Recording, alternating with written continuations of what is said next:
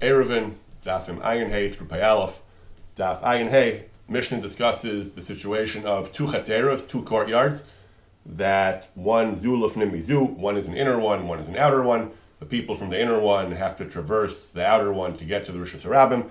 So if they all make an Eruv together, everything is fine. The question is, if they don't make an Eruv together, if they either make separate Eruvin, or if one makes an Eruv and one doesn't, the question is, does one cause problems for the other? So the Gemara the Gemara explains, there's a three-way machlokes. The question is whether regel, hamuteres, or asura b'makoma, a person who is either mutter or asur to carry in his own space, in his own chatzer, but he has drisas a regel, he traverses someone else's chatzer, does he cause problems for that chatzer if he didn't join them in their eruv? So there are three opinions. The Gemara says, Yasser Rav and Amar Rav Yanai, Gimel machlokos b'davar. There are three opinions. Tanakama savar that regel hamuteres, if the regel has a proper eruv, even though it's open to the outer chatzer, eino seres, but regel ha'asura, if the inner regel doesn't have a proper eruv and it has drisas a regel, then it's oseres on the outer chatzer. Rabbi Kiva says he's the most strict, even regel hamuteres, even if the inner chatzer has an eruv, it's still, if it hasn't joined the outer eruv, oseres, it asers the outer chatzer. Rabbanan Basrai Savri, that just like regel muteres eino seres, kach regel ha'asura, Eino Seres, that no regel asers on the outer chatzer.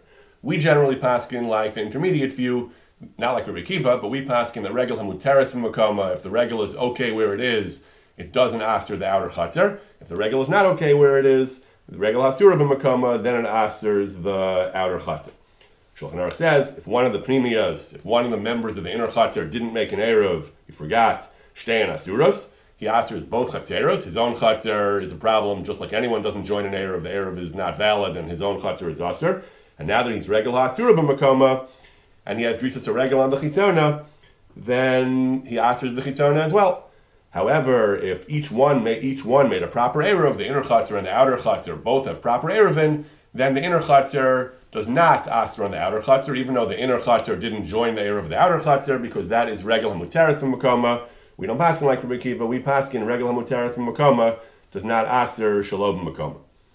There's a similar halacha when it comes to a non-Jew. A non-Jew, we know we need schirus rishus. We have to rent the rishus from him in order that he shouldn't cause problems for the eruv. So what happens in the situation of shtei chatzeros, zuluf nemizu, and there is a Yisrael and a non-Jew in the inner chatzer, or just a non-Jew in the inner chatzer? So we paskin here, even if there's just a non-Jew in the inner chatzer, he can aser the outer chatzer. If there are, let's say, two Jews in the outer chatzer and a non-Jew in the inner chatzer, the non-Jew who has drisas a regel, he traverses the outer chatzer to get to the Rishus Harabim, he asers on the two Jews. Even though that seems to be like Rabbi Kiva, he's regel muteres b'makoma. A non-Jew by himself, nothing's aser in the inner chatzer. Even a non-Jew with a Jew doesn't aser in the inner chatzer. Certainly a non-Jew by himself, there's no regel hasur b'makoma.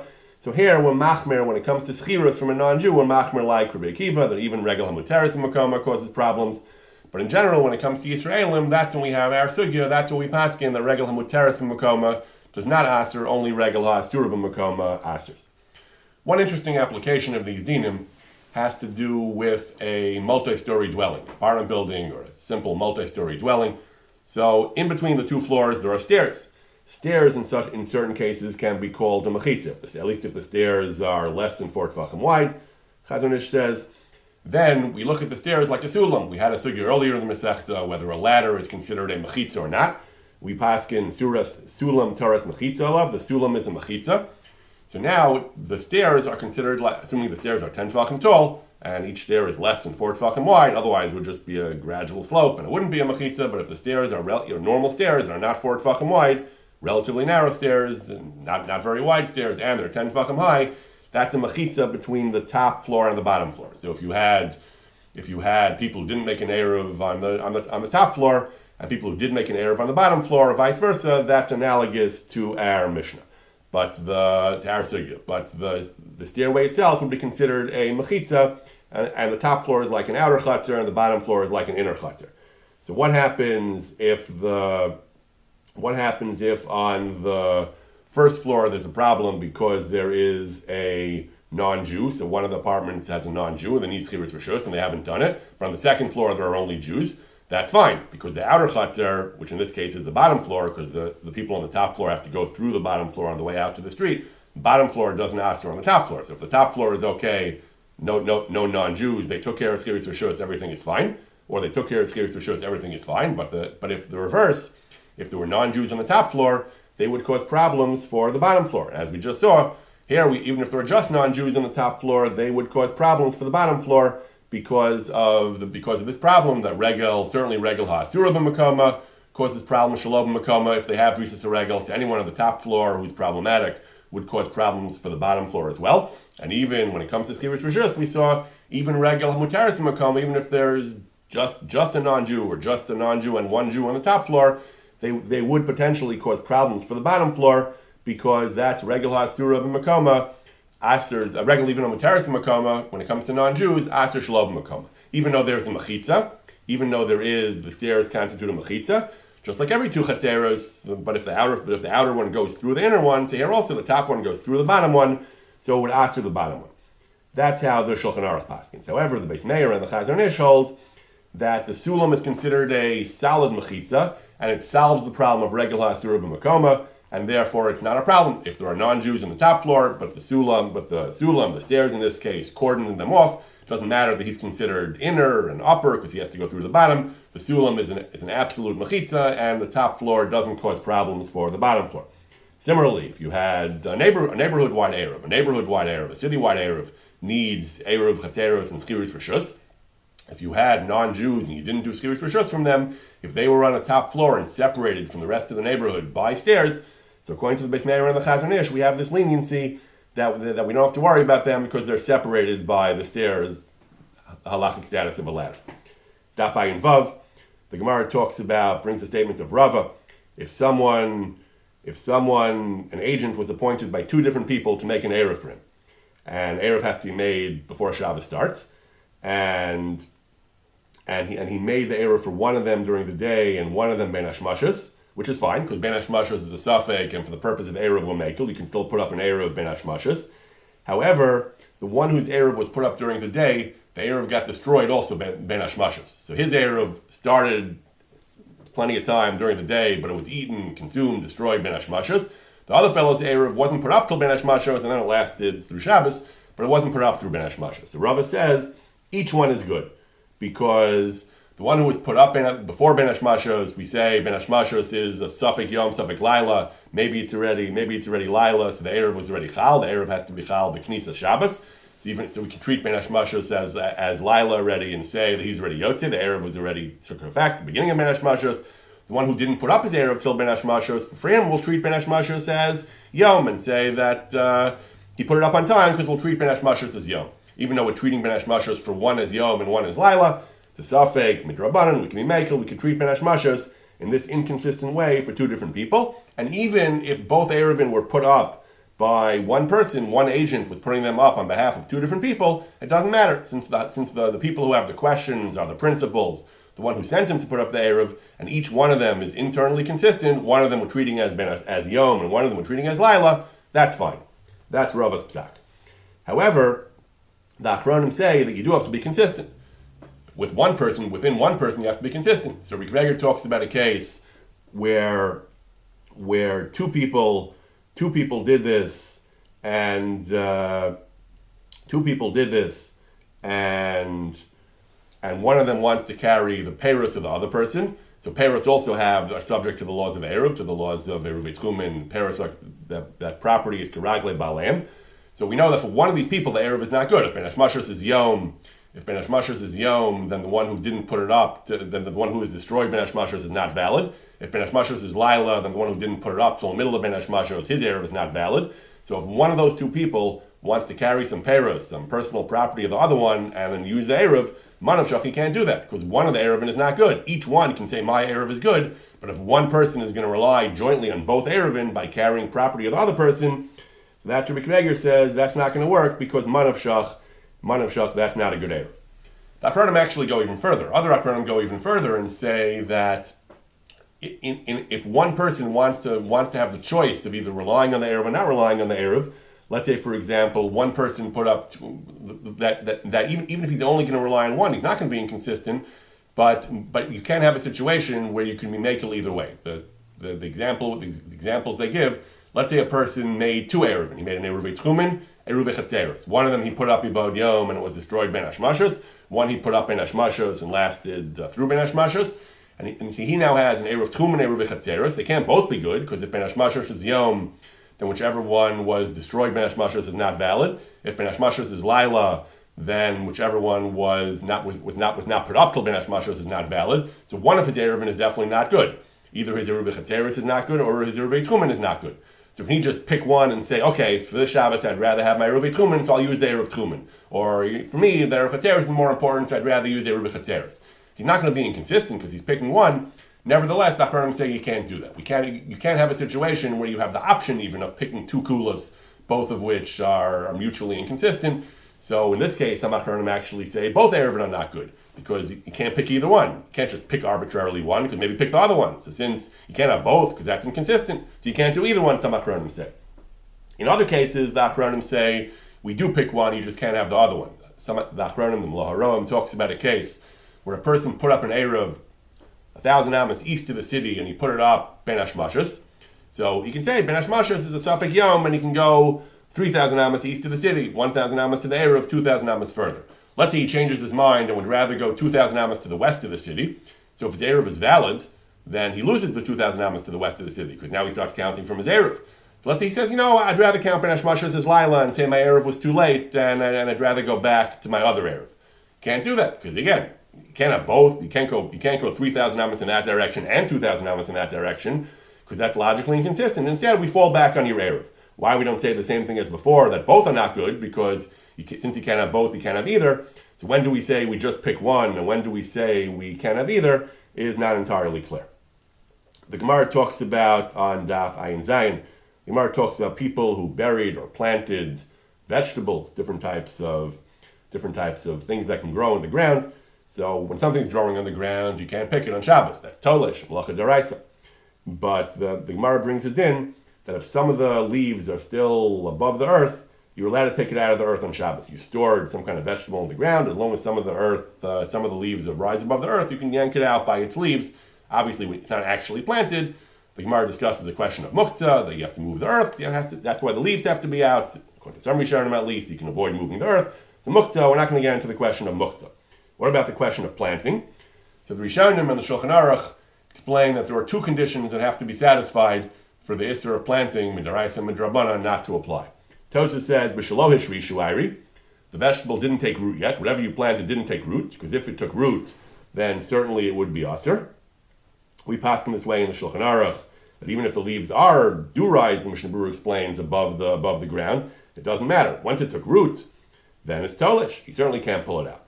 But the Shulchan Aruch adds another condition. The Shulchan Aruch says also, it's only mutter to pull it out on Shabbos, even if it didn't take root, if a second condition is met, that you didn't intend to plant it. If you intended to plant it, even if it did not yet take root, then it's still Aser. Why is that Aser? The Mishnah Berurah explains, that is Aser midrabanan. That if you intended to plant it, it's Xera, the Mishnah Berurah explains, because you might come to pull it out even after it took root. So if it did take root, that's apparently Daraisa. If it didn't take root, but you intended to plant it, then it is midrabanan. The only time it's mutter is if you did not take root and you did not intend to plant it, you just kept it there to keep it away from bugs or certain types of spoilage or something. Then if you didn't intend to plant it and grow it and it didn't take root yet, then it is mutter. The Mishnah Berurah asks, the Magen Avraham asks, from another case in Shulchan Aruch where we paskin that if you planted wheat in the ground, if they didn't take root, even if you deliberately planted them with intent to plant them, as long as they haven't taken root, you are allowed to remove them on Shabbos. So he brings a teretz, he says, the Meiri says that that's when the seeds themselves are not fully covered. They're in the earth, but they're not yet covered with earth. Then you can pull them out if they didn't take root. But if they are covered, even if the leaves are sticking out, and you intended to plant it, then a drabanan you're not allowed to pull them out. How do you know if they took root? Well, obviously, if you see the roots, then it's aser. But if you don't know if there are roots, the Mishnah Berurah explains, within 3 days of planting, there is a presumption they haven't taken root. They certainly haven't taken root. But if they have taken root, then it's certainly aser. Daf Ayin Ches. The Gemara talks about the Gemara is talking about the rules for when we can combine two chatzeros to make one eruv. all kinds of complicated rules, whether they have a way to pass between them. The Gemara talks about, so what if you have a ladder which will help you climb from one to the other, but the ladder is a tree, and you're not allowed to climb trees on Shabbos. So the Gemara has a discussion about that. The Gemara says maybe even though you're not allowed to use the ladder, the tree on Shabbos, maybe it's still mutter because you are able to traverse to cross the tree. Just you're not allowed to. Are you Yehuda? It's like a lion is there preventing you from doing it, but it actually is considered technically passable. So maybe that is okay. Maybe that's a valid means of joining two chatzeres. The Gemara brings another example of this. What if you made an asherah the sulam? You made a tree that's an avodah zarah tree, which is asr b'hana. You're not allowed to climb it. Also, you made that into the sulam. So the Gemara also brings a machlokas about that too. Whether you say Ari Yehuda Raviyaleh, this is a machlokas. There's further a machlokas. The Gemara explains why it might be better than the tree. Why it might be better than the tree on Shabbos, worse than the tree on Shabbos. The Gemara says. So the Gemara brings the halacha. The Gemara brings machlokas. The Gemara says that one of them said Elon mutter v'asherah aser, a tree is mutter, asherah is aser. The other one said Elon is only an Isser Shvus, Isser Shabbos. One of them said Elon, which is an Isser Shabbos itself, that we say is aser. We don't say Aryud Ravile Asherah, which is an Isser Avodah Zarah. We don't say Aryud Ravile. So it's machlokas how we paskin in the case of Elon, machlokas how we paskin in the case of Asherah, machlokas Rishonim how we paskin. In the Shulchan Aruch brings both opinions. He brings first that Elon. One reason to make is that it's only aser. Elon is that it's only a shvus, and shvus lo gazru ben hashmashus. So the Shulchan Aruch paskins that if it's an Elon, then Elon joins them. The first opinion says an Elon. The first opinion is the Rambam, and Elon joins them, but an Asherah would not join them because it's aser min Torah. That Elon is only a shvus, and Asherah is aser min Torah. And the Rosh is just the opposite. Elon doesn't work because Isser Shabbos garam, and Asherah works because because the Asherah is an Isser that's not Machmas Shabbos in a case where there's no Isser of Shabbos. It's a dry tree. The Shulchan Aruch says so. The Asherah is not a problem. So the Gemara has a question whether this idea of Ar Yehuda Raviyaleh when it's an Isser not Machmas Shabbos, an Isser like Asherah. There's machlokas poskim, machlokas in the Gemara, machlokas poskim whether an Asherah we say Ar Yehuda Raviyaleh and it's we ignore the Isser for purposes of Eruvin, or we say no, it's Aser for all of Shabbos, and it is a problem with joining the two chatzeres. Tzvi Pesach Frank is an interesting tshuva. He wanted to know there was a curfew in Yerushalayim. In his day, Bimei HaOtzer, there was a governmental edict. You weren't allowed to be outside from 6 in the evening until 6 in the morning. He says. Maybe you can't have an Eruvin Chatzeres because wherever you put the Eruv, the box of matzah in the shul, you can't go there at night. So on Shabbos night, you can't go there. So just like Basic Kvaros, we had a while ago that if the Gemara discusses whether if a Kohen puts an Eruv in a Basic Kvaros, that could be a problem. So here also, the law says that you can't go there. Brings a note to Yehuda that says that if the government says you can't get to the Eruv, it's not a good Eruv.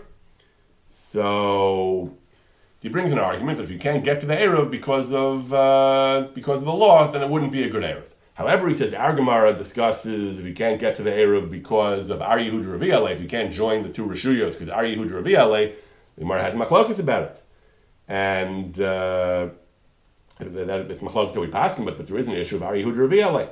So how is that consistent with the rule that if a Kohen can't get to the basic Kvaros, it's not a good Eruv? Why isn't that also Ar Yehuda Raviyaleh? So Rav Frank has an intricate analysis of the sugya and ultimately concludes that the curfew case is not a problem. That Rav Frank argues that there are two aspects to an Eruv. First, Eruv Chatzeres. First of all, you have to be able to get to your Eruv.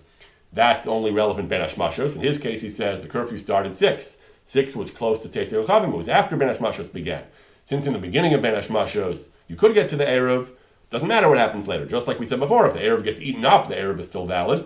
So if the curfew kicks in and you can't get to the Eruv at the end of Ben Hashmashos, doesn't matter, as long as you can get to the Eruv at the beginning of Ben Hashmashos. Obviously, it would depend what time the curfew started, but in his case, 6 o'clock was already well into Ben Hashmashos, so the din of getting to the Eruv doesn't bother you. The other din, he says, is a din that there's a din that the Eruv that the two Reshuyos have to be joined. He said that first din, they have to be able to get to the Eruv like we find by Kohen and Basic Kvaros Ar Yehud Revi'ale is not a svara. Just like basic kvaros, if you can't get to it, you can't get to it. Doesn't matter why. So to here, if you couldn't get to it, you couldn't get to it. But that's not a problem because that's only relevant for the beginning of Ben Hashmashas. The other din with the Gemara says Ar Yehud Revi'ale, that's referring to a second din of Eruv, that for two Rishuyos to be combined, they have to be accessible, and that's not limited to Ben Hashmashos. That applies throughout Shabbos, he says. However, for that, he says, we do say Ar Yehud Revi'ale, that since if you physically can get there, that's enough. And even according to the Rambam, that we don't say Ar Yehud Revi'ale, even according to the Rambam that says that Ashera is a problem, we don't say Ar Yehud Revi'ale, that's only when you can't get there throughout Shabbos, but here, with the beginning of Shabbos, you could. So Rav Frank comes out that in his case, where the problem with getting to the Eruv and the problem with joining the Rishuyos is only Ar Yehud Revi'ale, and it was not present at the beginning of Shabbos, Rav Frank says in that case, where the curfew didn't kick in until after Ben Hashmashas began, then the Eruv would be okay. That's how he paskins. The Gemara talks about whether a person is allowed to feed his animal or direct his animal. The Gemara on Daf Ayin Tes, whether a person is allowed to feed his animal or move his animal, maneuver it to some grass where the animal is going to eat the grass. If a person would eat grass and detach the grass from the ground on Shabbos, that's Tolish again, Kotzer. So the question is the person allowed to move his animal onto grass where the animal is going to eat the grass? The Gemara says, yes, you are allowed to. The Gemara says you're allowed to put your animal on top of grass, and you're allowed to put the animal on top of grass, it's mutter. That's a halacha psuka, you're allowed to have your animal eat grass on Shabbos. Certainly the animal can eat grass on its own if it finds some grass, but you're allowed to direct your animal, you're allowed to be mamid to place the animal, to move it without metal from muktzah, but to move the animal on top of the grass in order for it to be able to eat the grass. Rav Pesach Frank in the Hartzvi again discusses the question of whether a person can be yotzei hadlakas ner Shabbos with electricity.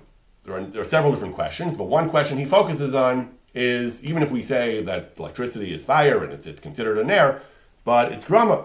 You don't light it the way you light a candle, you turn a switch, you flip a switch, and that causes a circuit to close and electricity to flow through and so on. He calls that grama. It's not really your action, so he discusses the general question, can you fulfill a mitzvah saseh by doing the mitzvah by grama? You are causing it, but indirectly through grama. Can you fulfill a mitzvah saseh through grama? So he discusses this question in some detail. One very interesting raya he brings is, how do they engrave the stones of the choshen? The stones of the ephod, the stones of the choshen. So he says that the Gemara tells us that they engraved it. It said, the Torah says upitachta and tifatach. You have to engrave the stones, the avnei ha'ephod. And the Gemara explains they couldn't use iron. They used the shamir, a little worm. They would place it. They would outline the area. They would draw the area they wanted cut. They'd put this worm there. This worm was a stone cutter, and it could cut the stones. It can cut the stones They had to do it. So asks our Frank, how are you makayim the mitzvah? Pitachta is a mitzvah. How are you makayim that? It says you have to carve it. You can't, if it carves by itself, you're not yotzi the mitzvah.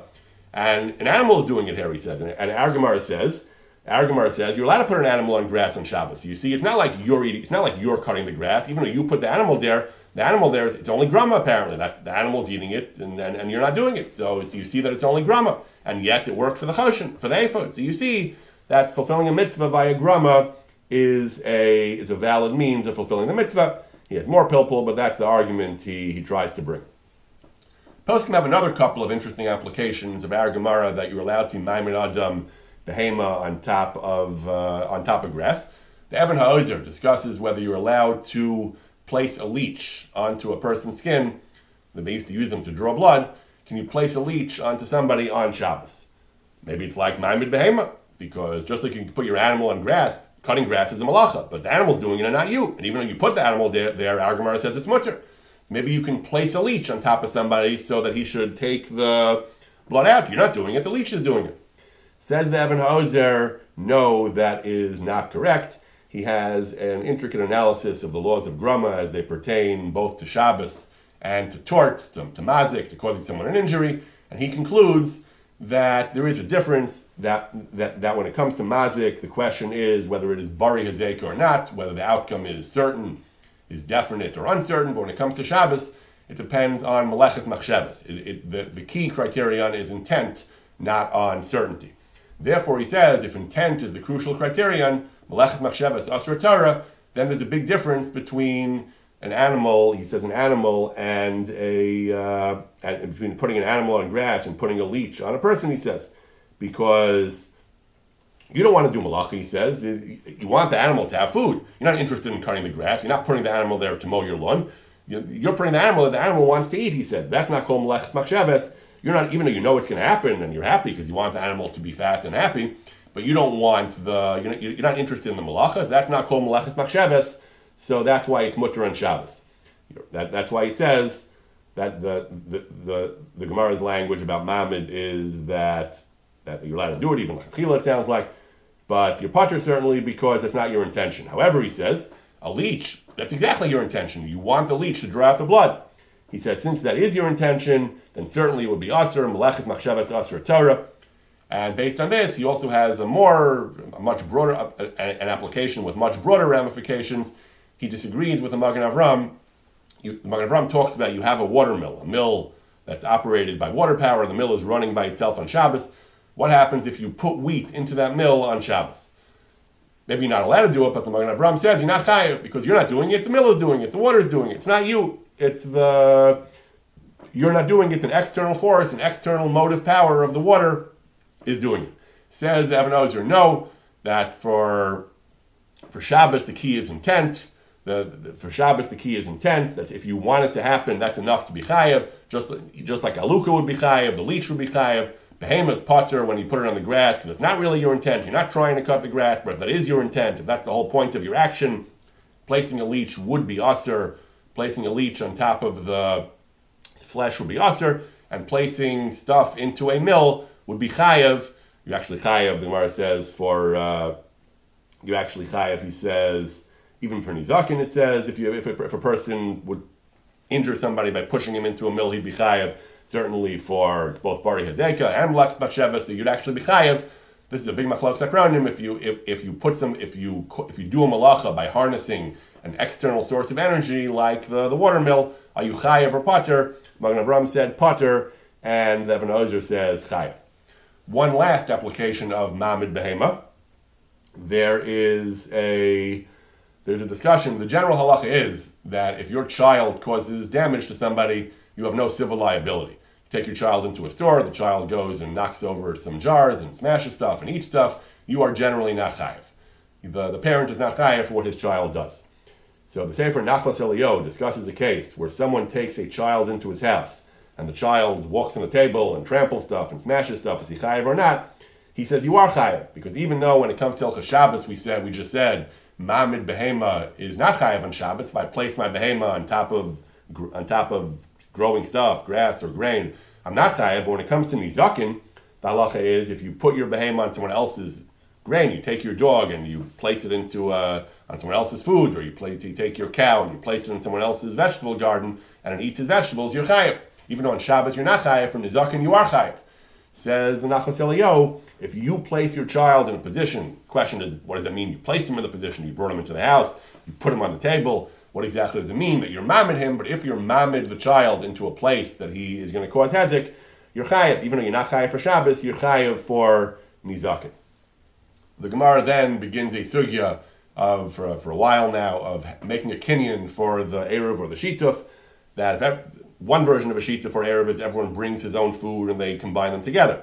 In practice, the way we usually do it is this other method where one person takes food and he's mizakeh, he grants a portion of his food to everyone else who's part of the Eruv or Shituf. So the Gemara says, if you want to give somebody else a share in your stuff for the Shituf, you need a hagbah of a tefach. You have to pick it up one tefach.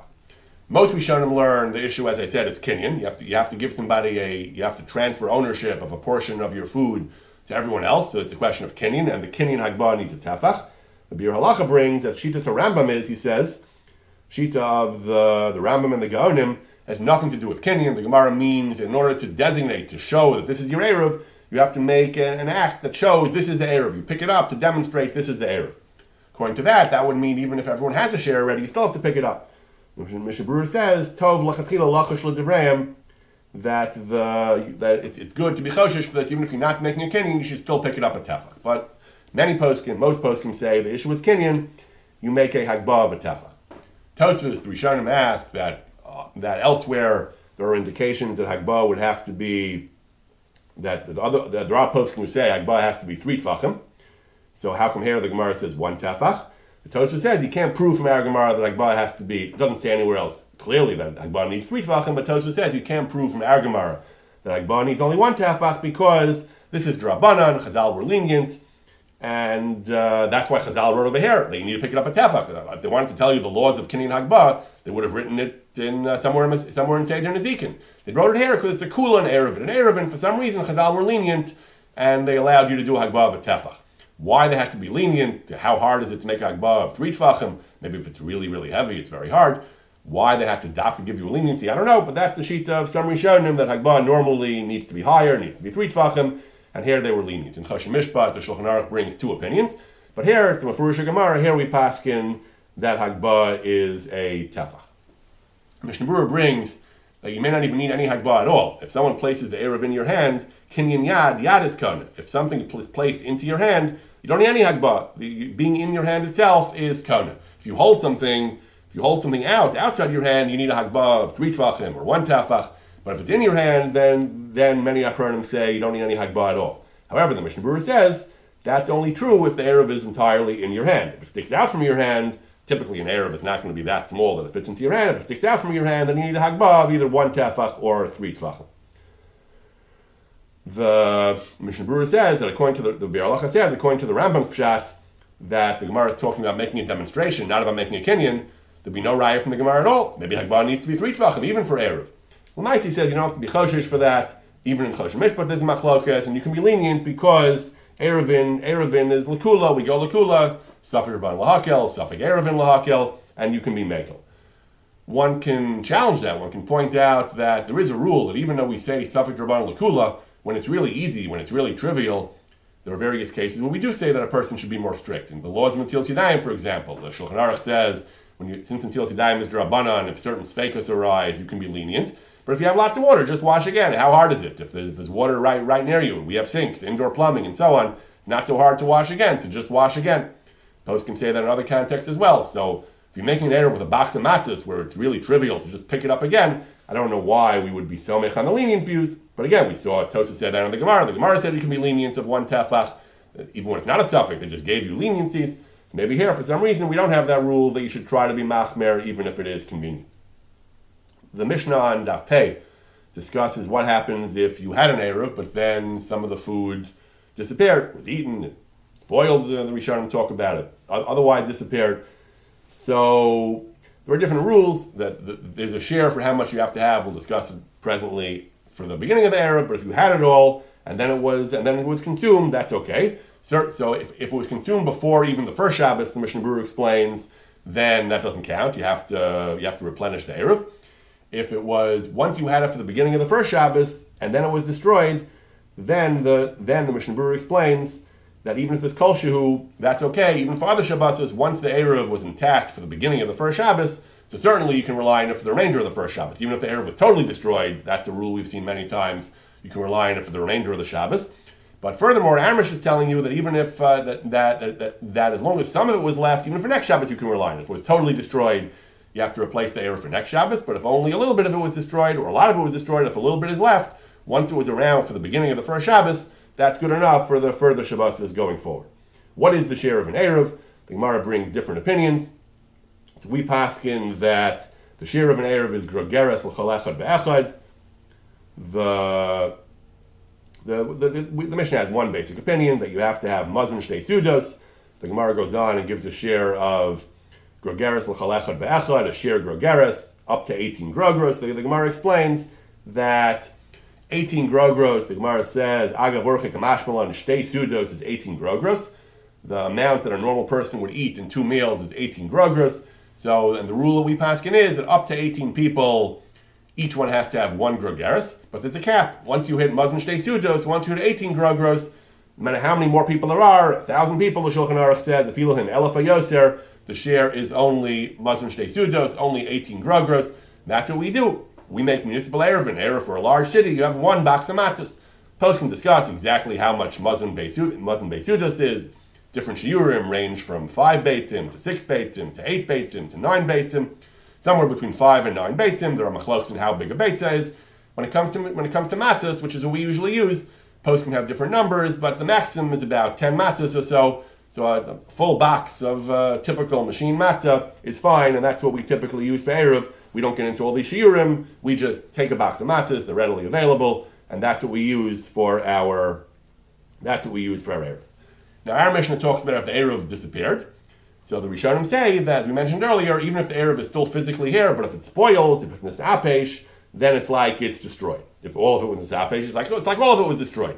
If some of it spoiled, it's like some of it was destroyed.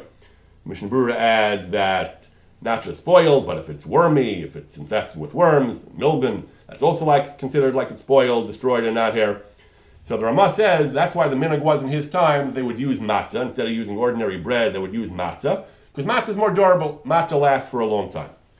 Mishnah Berurah says the Achronim say that even matzah will spoil, so it's still better to make an eruv every week, not to rely on one eruv for the whole year. It's better to make an eruv every single week. The Ramah said since matzah is relatively durable, better to make one eruv once a year and not to rely on an eruv every week because you might forget one week. So it's a better idea to make one eruv and hope the matzah stays intact. The Achronim say otherwise. The Achronim say that the likelihood of even matzah spoiling is very likely.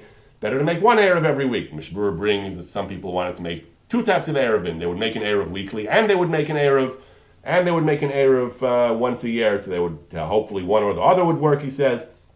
The Mishnah Berurah says that's a recommendation. That's the way to be. Get the best of both worlds, he says. However, he says don't make a bracha on your eruv because if you have the once a year eruv in the shul, then you shouldn't make a bracha on yours. So he says that have the eruv in the shul, and then a person who wants to be medaktek should make his own eruv every week also because in case the eruv is spoiling in the shul. In practice, I don't think we do that. I don't think people typically make their own eruvin, and in practice, our matzah does not spoil. Our matzahs, you can have boxes of matzahs for years, certainly if they're still sealed. Even if they're open, our matzah typically lasts for a really long time, and practically, I don't think we have to worry about what the Achronim are worried about, that the matzah will spoil. On Daf Pei and Pei Aleph, the Gemara discusses other aspects of what type of food and what form of food you have to use for an eruv. So the Mishnah starting on Daf Pei talks about the fact that eruv you have to use a sholem. You can't use a piece of a loaf of bread, you have to use a whole loaf. It doesn't matter how big it is. Rabbi Yeshua says eruv has to be a kikar, a whole loaf of bread. Even a large loaf, if it's a prusa, if it's missing something, an entire sa, a very large loaf, if it's not a complete loaf, is not a valid eruv. Even a very small loaf, if it's whole, you can make an eruv. What is considered whole? So the Gemara says on Pei Aleph, the Gemara says if a small amount is missing, the shir chala, then you could make an eruv. If it's that much or less, you can make an eruv. The Gemara asks contradictions. The Gemara says it depends what kind of chala. The Gemara says chala for an ordinary balabayis is 1 in 24. So that for a shir chala echad me'es from barba 1/24. If you're doing it for yourself. However, a baker, the share is someone doing it for commercial purposes is 1/48. So if it's missing the share the balabayis chala 1/24, that's a problem. If it's missing the baker's chala or less, then that is okay. There are some Rishonim who say that only means if you actually took it off as challah. But if you needed to take it off, then it's okay. Because the reason the Gemara says you need a whole loaf of bread is because of Eva. Because if somebody gives a broken loaf, someone else gives a whole loaf, the person will be upset and says, I'm being taken advantage of, that you're only giving a piece and I'm giving a whole one. It's not fair, it's not right, and there'll be Eva, that's not an Eruv. So Tosfos says, so who had in the shir challah? If you just take it off for no reason, even if it's a small amount, it'll still cause Eva. The Gemara is talking about when you took it off for the mitzvah of challah, then it won't cause Eva.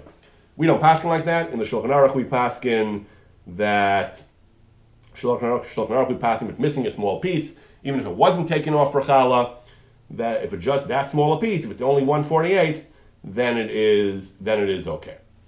The Gemara brings another din about sholem. The Gemara says, if you're tough for a bekisam, if you attach it by using a twig, by using some artifice to attach the two pieces of bread together, to make it whole again, then it is a valid eruv.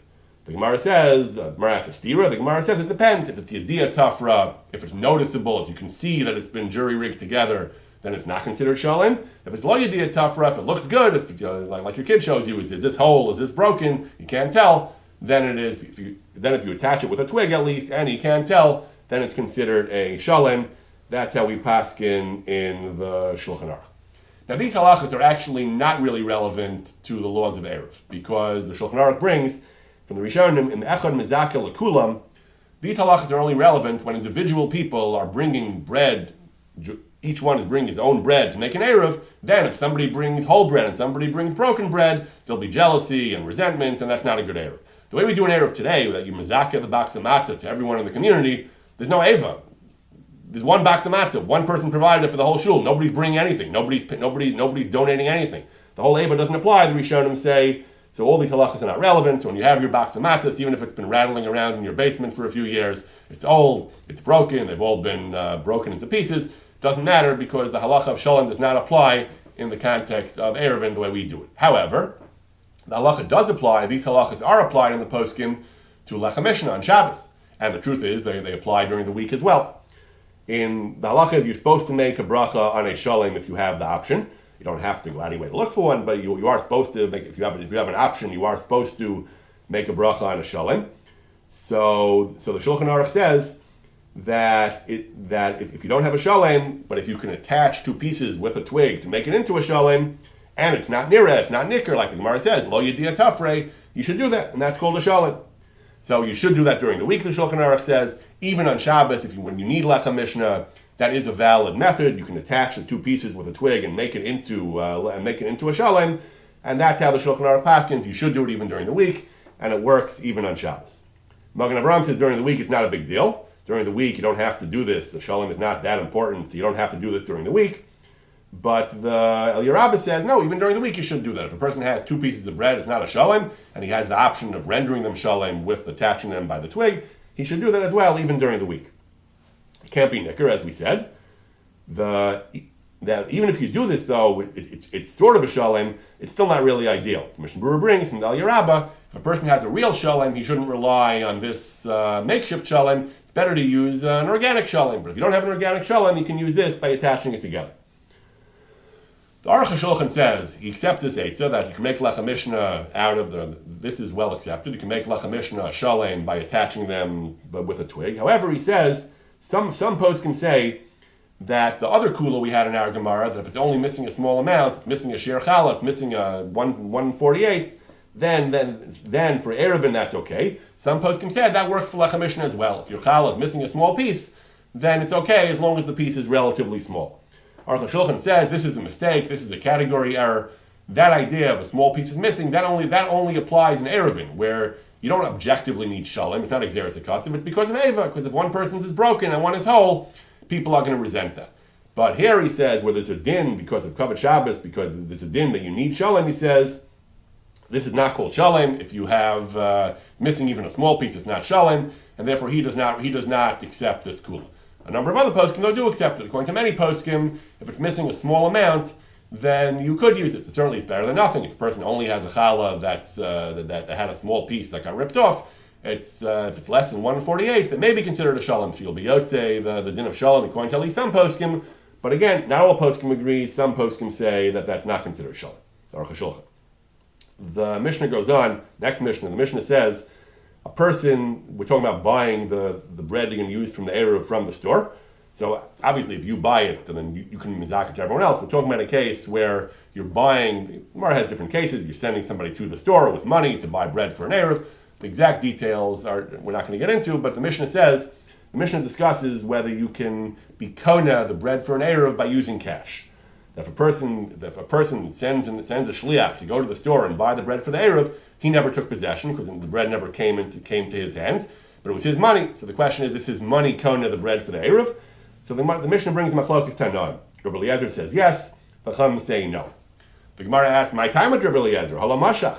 Normally if you're kona personal property, metaltalin, you need a kini mashicha or hagbah, but you can't be kona with mos. So why over here does Rabbi Eliezer say that mos are konos? The Gemara gives various different explanations. The maskana is, there's a special din, the din of Daled Prakim, that there were 4 times in the year that the fact that you need Mashiach is midrabanan. Midaraisa we pass like Rabbi Yochanan that a Jew is kona from another Jew bekesef with money.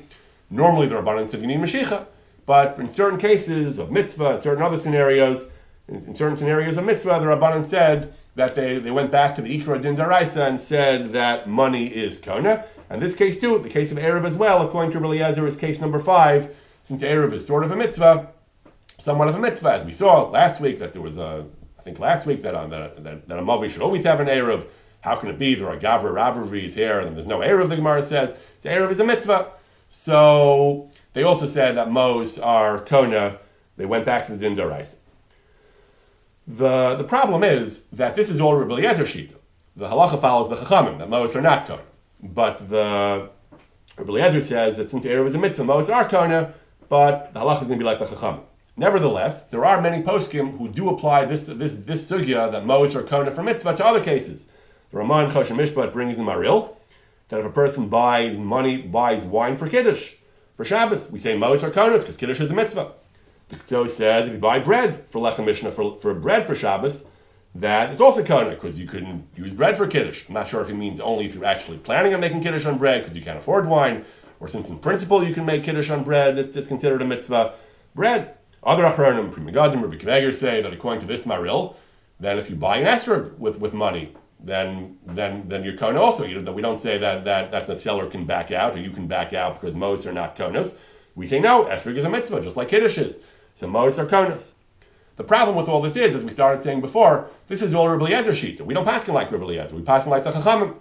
The Vilna Gaon makes this point. He says that this is nice according to Rabbi Eliezer, but we paskin that for Eruv Mos are not Konos. So Rabbi Kiveger points out that there is actually a shaila whether the Mishnah is talking about Eruvei Tchumen or Eruvei Chatzeros. He brings the Tosfos Shabbos. The Tosfos Shabbos says that this is Eruvei Chatzeros, which is not necessarily a full-blown mitzvah. You don't have to have an Eruv. A person wants to live without an Eruv, that's fine. It's not considered it's recommended, so people shouldn't carry, as we discussed last week, that it's a good idea. It's sort of a mitzvah, but it's not considered a bona fide full-blown mitzvah, unlike Eruvei Tchumen, which is considered more of a mitzvah. For Eruvei Tchumen, so the Tosfos Shabbos explains that even if we say that for the Ar Mishnah, for Eruvei Chatzeros, we paskin not like Rabbi Eliezer, it's not like the Dalet Prakim, it's not enough of a mitzvah for Mos to be Konos, but when it comes to a real mitzvah like Eruvei Tchumen, then we paskin, even the Chacham agree that it's like the Dalet Prakim, then we say that Mos are Konos, that even the Drabanan Mos are Konos.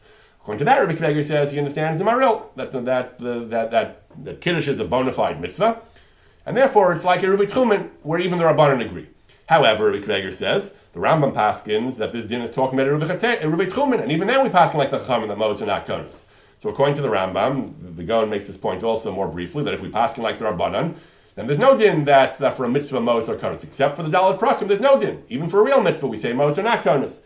So they both say that this din is actually somewhat dubious, even though Rabbi Kiveger himself elsewhere brings it l'gabei esrog based on the Maril. But Rabbi Kiveger here and the Vilna Gaon here say it's really not that simple, that according to the poskim who say that we don't paskin like Rabbi Eliezer, and befrat, if we say that even in Eruvei Tchumen we don't paskin like even in Eruvei Tchumen, Mos are not Konos, then the entire din of the Maril and the extension to Esrog and so on is all questionable.